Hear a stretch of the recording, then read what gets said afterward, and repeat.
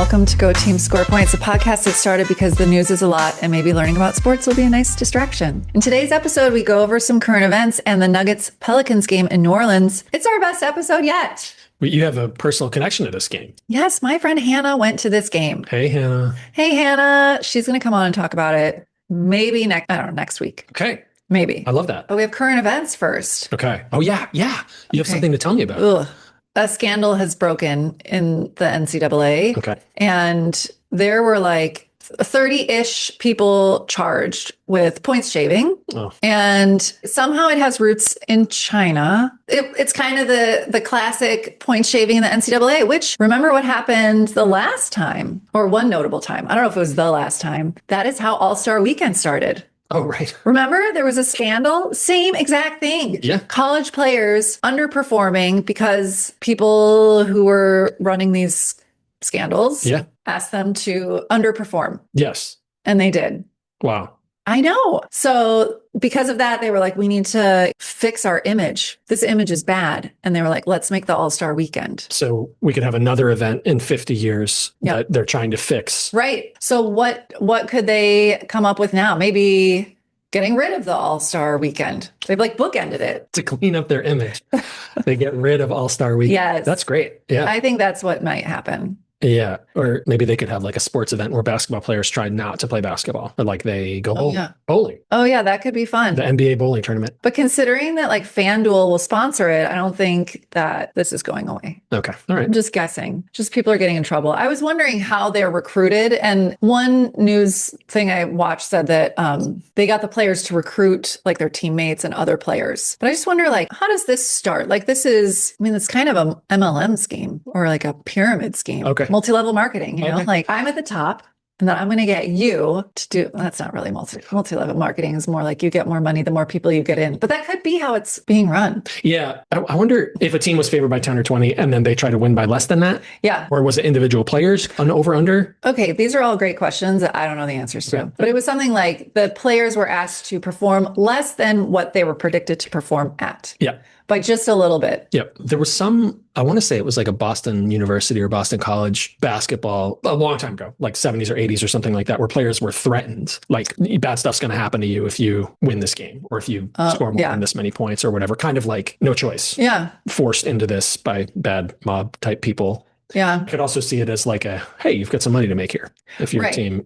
I mean, we've talked about this before. Like, I bet its proposition is like a victimless crime that no one is going to find out about. And it's pretty big. There's so many schools. Yeah. And first of all, like, I didn't quite get how many D1 schools there are. Yeah.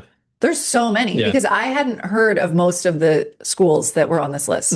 Okay. So the indictment charges that beginning about September 22, a group of individuals, including these defendants, worked together to recruit and bribe basketball players to help fix Chinese Basketball Association games. So that's like, you're right. That is kind of where it started. And then they brought it here. Yes. They were like, this works. We tested it in China. Yeah. 23-24 and 24-25 NCAA basketball seasons. Those same people recruited players to help ensure that their team did not cover the spread of either the first half of the game or an entire game. The fixers would then place wagers on those games, betting against the team whose player or players they had bribed to engage in their point shaving scheme. The indictment alleges the fixers specifically targeted college players for whom the bribe payments would meaningfully supplement or exceed their legitimate opportunities for name, image, likeness, compensation. Interesting, right? Yeah. I mean, it's just what we suspected, right? These are people who needed money and they knew they weren't going to the NBA. Right. If convicted on a bribery and sporting contest charge, the maximum possible sentence of a defendant would face is 5 years of imprisonment, 3 years of supervised release, and a $250,000 fine. Oh, I just wonder, like, it says they were recruiting people. Like, what does that look like? Like, how do they go up to someone? I bet it starts with a compliment. They're like, wow. Nice haircut. Your hair is so nice. And then they're like, oh my gosh, thank you. How'd you like to make a little money? Get more haircuts. Yes. It's something like that. It starts with a compliment, I'm sure. And then they're like, I wonder if it starts with a threat. I don't know. I don't know either. Considering these guys are all, I feel like they were targeted. They picked people who were in a position of needing more money. Right. It must have been this narrow band of players that like play enough to screw up their team's score. Yeah.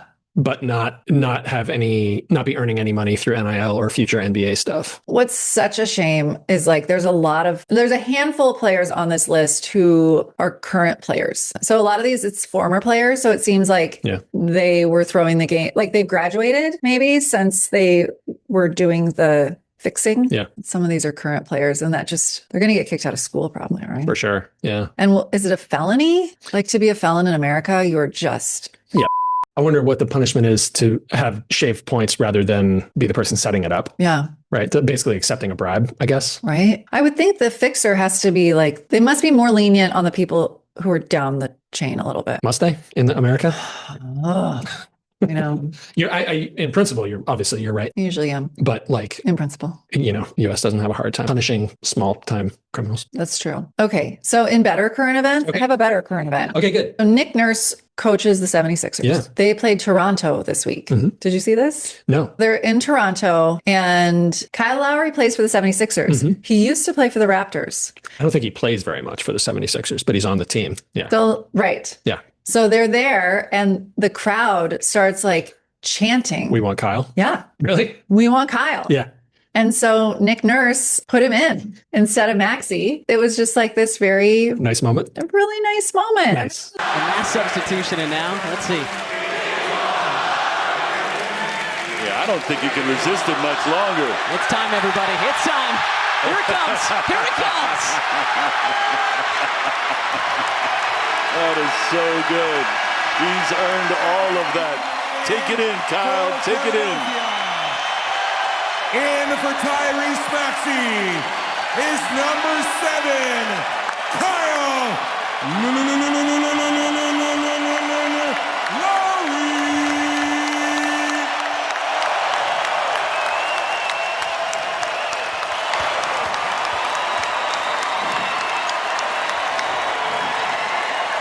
The question is, why does everyone love Kyle Lowry, and why wasn't he in the game already? He's pretty old. Oh. I mean, he's been in the league since 2012, I think. Yeah. Or maybe even before that, actually. He was at the Raptors in 2012. Yeah, I think he came in before that. So he's been in since, oh my gosh, since 2006? Yeah. So 20 years. He's old. Congratulations. Doc Rivers talks about like once you win a championship, it's like there's like this unique kind of community formed that like doesn't go away amongst the players for sure, but also with the city. Mm-hmm. And so Kyle Lowry was on the Raptors when they won that championship, and he was important to that team, and that like he'll be loved there. I'll never buy a drink in Toronto, as they say. The fans there will love him forever because of his importance to that championship team. That's so nice. Yeah, pretty cool. Pretty cool. Do you have any other current events? Yeah. Peyton Watson was named the Western Conference Player of the Week. Yeah, man. Watch out for the Nuggets is my completely uninteresting take. I think they're 6-3 as of when we're recording this since Jokić got hurt. Yeah. And I can just picture Jokic's like supercomputer brain just incorporating all of this new, like everyone who's been good since he got hurt, being like, oh, we can use this in this way and this way and this way. Like, just exciting. Yeah. Yeah. Terminator brain. I'm going to take these other teams apart with that. The Thunder have looked more like themselves. They beat the Spurs like soundly this week. I think both of us picked the Nuggets to win the title this year. Yeah. And like, I'm feeling about as good as I have since the Thunder got off to that amazing start about that pick. If Jokić is right when he comes back, and if they're all healthy, if Aaron Gordon can get his legs right, like watch out. We'll see. They're going to be awesome. But my guess would be that like the Nuggets, I don't know when he'll be back in mid-February, late February. I bet from like March until the end of April, I bet they're going to go like 18-2 or some crazy thing, like really kind of light the world on fire then. We'll see. We'll see. Great. We'll see. Hope so. Yeah. Okay, I watched a game this week. At least the first half. Look at you. Maybe a little more. You're consistent. I watched the Pelicans versus the Nuggets. Yeah. And I watched it on the Pelicans feed with Joel Myers and Antonio Daniels. I haven't listened to them before. I liked them. Okay. They had a good rapport. They weren't like silly or funny, but they were really good. Antonio Daniels was wearing a jersey because Derek Queen got a triple-double, and he was like, if this happens, I'm going to wear his jersey. Okay. Real quick. I think Antonio Daniels, he won an NBA championship in 1999 as a member of the Spurs. Oh. And also played for the Blazers, the Sonics, the Wizards, and the Hornets, and the 76ers. Couldn't hold a job, huh? Yeah. Bounced around a lot. Bounced around. Antonio Daniels, I don't know how much money he made. Not like hundreds of millions of dollars, but tens if he played in the league for that long. If you knew you were going to make $40 million in your career, would you be willing to move 8 times between the age of 20 and 35. Yeah. Like relocate to a new city. Yeah. Yeah. I think a lot of players do recognize like it's what they've worked for forever. Yeah. Like to make it to the NBA. Yeah. I think they all know that like it's a dream come true. Totally. So yeah, I think they'll do whatever it takes. Yeah. So moving stinks, but maybe when do you think they get moving benefits? If I get well, okay. So even if they don't get moving benefits, like you have enough money to move where you're not packing or unpacking. Right. What's $30,000 or whatever? Yes. Yeah. Yeah. So moving is not the hardship that you and I know. Right. I don't really know. We've always paid for movers. See? But wait, do you when we got jobs here, the moving expenses are part of the package? Yeah. Do you think this Philadelphia 76ers like pay for movers? I bet they do. I bet they do too. I'd really like to know more though. According to AI, NBA teams are obligated under the CBA, the collective bargaining agreement, to cover significant relocation costs for traded players, including reasonable moving expenses, temporary housing, and then in parentheses, like 5-star hotels for up to 46 days. Oh, 46. Okay. And help with rent/mortgage for a few months, ensuring players can focus on basketball after a trade. Whoa. This assistance can involve hiring moving companies, paying for flights, and even providing city guides. Ooh. Wow. Okay, sorry. So Antonio Daniels for this game. The Pelicans Nuggets. Yeah. Oh yeah, we went down a rabbit hole of like moving and stuff. That's great though. We learned something. Okay, tell me about this game. Okay. If you're ready. So the starters were Jeremiah Fears, Sadiq Bey. He went to Villanova. Okay. Like Jim's dad. Derek Queen. They're very excited about Derek Queen. Yeah. Trey Murphy III and Zion Williamson. Okay. Here's the thing with Derek Queen. I did look up Derek Queen to like tell you about him. And he is so young and so good at basketball that's like the extent of the internet. Yeah. Is like he was so amazing his freshman year of high school. He was like the state player. He wasn't Mr. Basketball, but he was like won awards and then immediately went to Mount Verde Academy. Oh. And like he played on a team where he had very few minutes because of the level of talent on the team at that time. Yeah. Like he was on the same, he played with Cooper Flagg. Yeah. And it's like he went there, he played at Maryland for a little bit, and now he's just so good. That's it. That's all the information I have. That's all the internet knows. He's really good at basketball. He's like a little controversial. He is not. But the Pelicans in the last draft, 2025, traded their first round pick next year to the Hawks to get high enough to draft Derek Queen. Wow. Which there's kind of two separate things. Derek Queen's been really good and people have been very, very excited about him. Yes. And people are like, he is not worth what will likely be a top 3 or 4 pick in next year's draft. It's kind of short-sighted. Little short-sighted. Yeah. This guy, Joe Dumars, who was on the Bad Boy Pistons, who come up a lot, is the GM for the Pelicans, and he has been a horrible GM in his career. I think he was for the Pistons too, and really not good. But anyway, Derek Queen himself is not controversial, but the choice the Pelicans made to give up so much to get him has been like that's future me's problem. Yeah, exactly. Sure, I'll have another beer, whatever. I'll deal with that tomorrow. Yeah, got it. Okay, well, right now they're excited to have He's a good player. Yeah, he's totally a good player. Yeah. So this was Denver's 8th straight game without Jokić. Yeah. And they're 20 points under their average, but they're still 4-3. And according to Antonio Daniels, it's because they played hard. That's true. Yeah. The arena is like half full the whole game. It's mostly Hannah. It's Hannah. That's why Hannah went. Yeah. Easy to get tickets. Yeah. Peyton Watson was having a good time. I didn't see DeAndre Jordan. He was not playing. I did see him towards the end of when I was watching. He was wearing his civilian clothes. I don't know why he wasn't playing. He looked happy. Okay, good. So it was interesting because in the audience crowd was Michael Porter Jr. And I was like, why is he there? And then later they said that like the next night or 2 nights later, they were playing the Nets. The Nets, yeah. And so I started to wonder like how frequently does that happen? That seems like it would be a kind of a unique circumstance that the team would be staying in that city a night early. Or like, I guess it's because of their travel schedule. It's like, so he plays for the Nets. Yeah. They were in New Orleans. Right. I wonder if maybe the Nets played like Atlanta the night before and like weren't going to fly back and then back again. But I bet they don't overlap in like that a third team would also be in the city that night. Feels like it might be rare. Yeah. To me. But I just wonder like how many players like really like basketball and I want to go see this team. Well, and he probably still has a lot of friends on the Nuggets. I think so. Right. Yeah. So like he may have wanted to go see them a little bit. Quarter one, I'm really glad they cut away very quickly from the air guitar cam. How cringy would that be? I just saw the glimpse, like the tail end of one person like air guitaring, and it was so embarrassing. Yeah, it's good that they got rid of the kiss cam. You have to get rid of the kiss cam. Who got rid of it? We saw kiss cam like last season. Recently? Well, it seems like that's not what they were doing at the Pelicans game. No. But they're struggling for a replacement. It's not right. It hasn't been smooth. There's a vacuum. Yes. I mean, was the kiss cam ever great? My own personal feelings aside, it was something that they did that was like, that I feel like entertained people in the stadium. Yes. There's a lot of like dancing. Yes. A lot of which isn't great. And there's also a lot, I don't know if you've noticed this, of like turning somebody's face into a cartoon. Oh, yeah. Like that's a big thing. Like the filters. Yeah. Yeah. I turned on the Warriors game and I swear it was like 6 minutes of like filters. I was like, okay. Like, we all have a phone. And this hype guy was like just trying so hard. He's like, that's a crying baby face. That's a crying baby. I was like, okay, we know what it is. Yeah, it was pretty rough. I wonder if anyone's doing that well. Like the in between is actually entertaining. Well, Lil Funk. Lil Funk is the best. That's like right. That's not fan interaction. The Celtics do like a fan of the game, and there's usually like a kid who's dancing. Yeah. And then like a bunch of stereotypical, like an old guy in a Larry Bird jersey or something like that. And then people just by applause, they do who's going to actually be the fan of the game. Oh, okay. That's fun. I guess. But like just panning around the crowd, what could you ask people to do that wouldn't be cringy? Nothing. Right.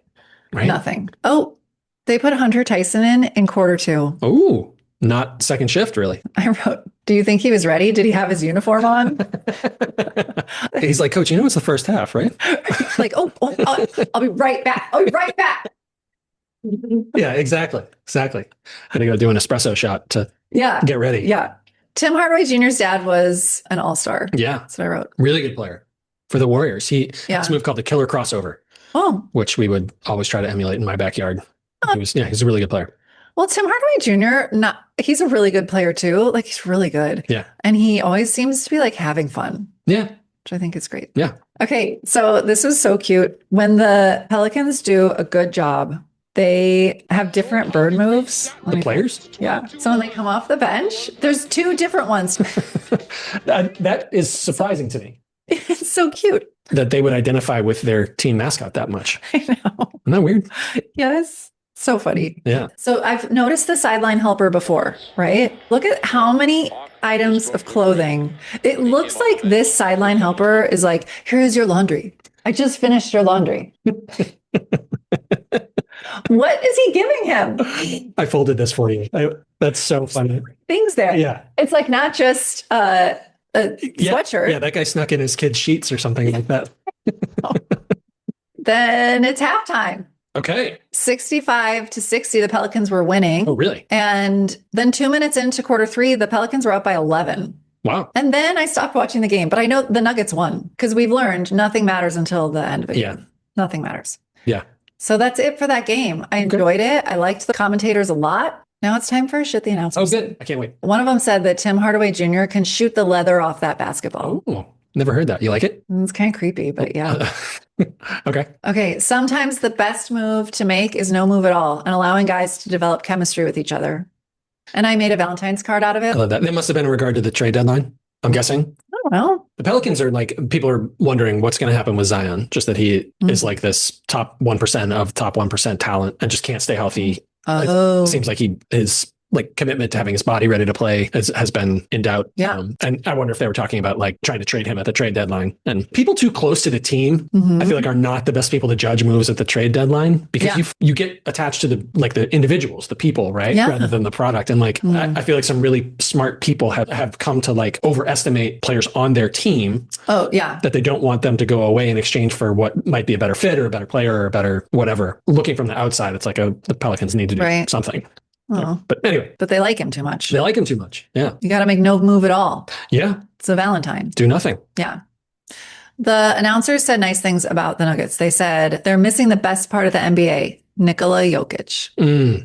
Yeah. And then they said David Adelman's dad is he's 10th all time in wins. And he's in the Hall of Fame.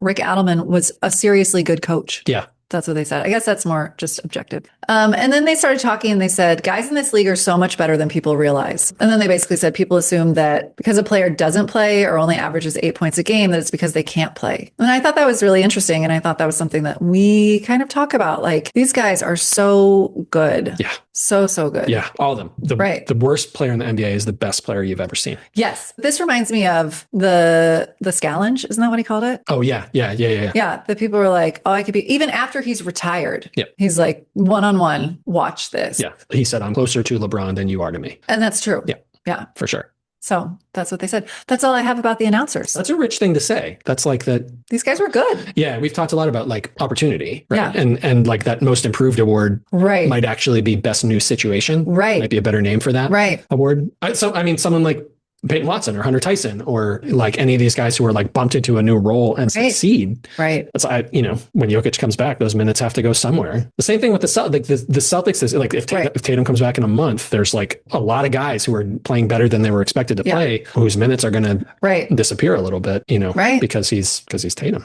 Yeah. We'll see. The Nuggets there's talk about like, what are the Nuggets going to do with Peyton Watson this summer? Okay. I think he's eligible for more money. More money. And like this injury to Jokić, he's averaged like 26 points a game or some bananas number. Yeah. And the Nuggets, I think like could just pay him like a 4-year extension for whatever the market says. Yeah. And like, it's a lot of money. They will have that money tied up in him, which is money that can't go elsewhere. So we'll see what they decide. Where else would it need to go? He seems like a great fit for the team. Yeah, I don't disagree. They were talking about this and someone was like, well, don't let him off the hook. Like they've had these high expectations for him for a long time and he's finally meeting them. Like they probably should pay him. Yeah. So I don't know. We'll see. Okay. That's all I have about the announcers. Great. Now it's time for MVP, LVP, what we've learned and most confusing part. Okay. My MVP. Shouldn't it be Peyton Watson for both of us? Yeah, I think I'll go Peyton Watson. Okay. I'm really proud of him. He's doing great. Keep up the good work. Yeah. Yeah. Peyton Watson for me too. Yeah. He's been awesome. Peyton Watson, 26 points a game in the NBA is no joke. There are not a lot of people who have done that. So he's my MVP too. LVP. I don't feel great about it, but I think Zion, not for this game, but just like big picture. Wow. It's too bad. He's like, I don't know. There have been like these 3-week flashes where people are like, oh my God, that guy is the most physically dominant. There was some play last year or 2 years ago in the playing game where he and LeBron like had a collision. He might have like been driving and drove into LeBron and like hurt LeBron, knocked the wind out of him. And like, when was the last time anyone was more physically dominant than LeBron in a game? He's like, the magic is there. It's just, hasn't been able to stay healthy and ready to go. So kind of my big picture LVP. Okay. My LVP is going to be Jalen Smith, who is not the current Chicago Bulls player, but the fixer for this point shaving scandal. Yeah. LVP. Sad times. Okay. What we learned. Moving expenses are paid. Reasonable moving expenses. Which apparently include 46 days in a 5-star hotel. Yeah. I wonder what they would be like. That's unreasonable. If you were like, I have the most beautiful fountain in my backyard. Yeah. And I want it in my new house. Yeah. It's 8,000 pounds. Yeah. I just leased a 8-story walk-up. Right. And I want the fountain in my bedroom. I think that would be unreasonable. That's unreasonable. That's someone in HR for the Nets is like, I'm sorry. It's unreasonable. We can't do that. I would love to see a list from anyone of what was like rejected. What was determined to be unreasonable? 47 days in a 5-star hotel? Yeah, well, that. I bet not much. And they should. These guys are worth so much money to the franchise. Yes. The Warriors should pay for whatever Steph Curry wants, always. Well, they should. He's made them billions of dollars. Yes. You want that fountain moved? Yeah. Yeah. We'll build a building around it. Yeah. Yeah. Okay. All right. Most confusing part. How are the Nuggets doing this? They're amazing. That's not confusing. They're great. It's a little confusing. If someone had said to you, look, Jokić is going to miss 6 weeks and you're going to leave that being like, we're even better than I thought. You'd be like, I'm confused. Yeah. What's my most confusing part? Maybe I'm not confused this week. Finally, nailed it. Didn't seem like you were confused about anything about the game. The stands being empty. Yeah, I guess maybe at the Pelicans game. Yeah. How high are those prices? Like courtside was empty. Empty seats. Did we do it? I think we did it. Wow. Nice job. Thank you for listening to Go Team Score Points. Today's episode was edited by Irish. Join us later this week when we're going to learn about Neemias Queta. And we play a game called Best Man for the Job. See you soon.